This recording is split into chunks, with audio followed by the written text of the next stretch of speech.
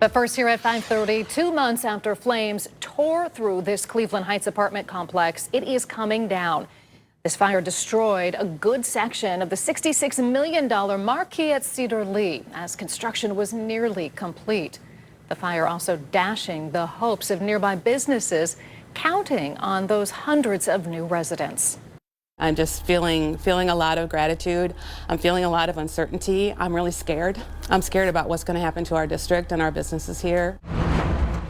The News 5's John Kosick following through with the plans already in full motion now to rebuild and to boost those businesses. Crews work to begin the process of slowly deconstructing this fire-ravaged portion of the Marquee at Cedar Lee. The images from that January 24th fire that burned for nearly a full day were unimaginable. A devastating blow to this community and this project that was on the cusp of breathing new life into the Cedar Lee district. It was awful.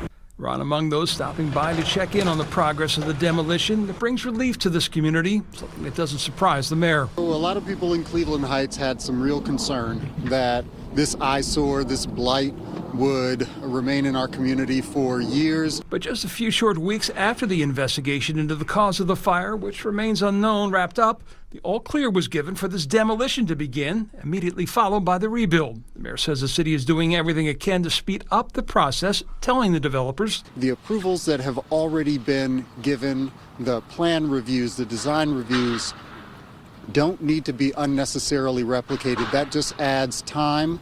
And I know that the people of Cleveland Heights and the surrounding area want this to be done. They want it to be up. They want people living here. That's true especially of the local businesses like CLE Urban Winery, who we told you about last year when their business was negatively impacted by the construction that at least then was scheduled to be wrapped up by this June. But now it's going to take another 3 or 4 months for this demolition to complete. It's going to take another 18 months for this construction, and we've already been through 18 months of construction. Support from the community has been key, she says. Support that David Spiro is looking to lend to with a showing next week of a brand new documentary about his legendary career in rock and roll at the Cedar Lee Theater. The screenings next Wednesday and Thursday will be free in an effort to bring people back to the Cedar Lee district. Because of the demolition and all, I think people have an idea that they shouldn't come to the area.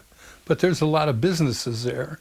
And so we thought, well, let's do it as a free screening, bring people in, buy some popcorn, and let people know that everything's up and running again. A message the city hopes this timely demolition and the rebuild to follow sends. We made this happen in months because Cleveland Heights is dedicated to pressing forward. For details on how to get tickets to next week's free screening of the Heart of Rock and Roll, go to news5cleveland.com. In Cleveland Heights, John Kosick, News 5.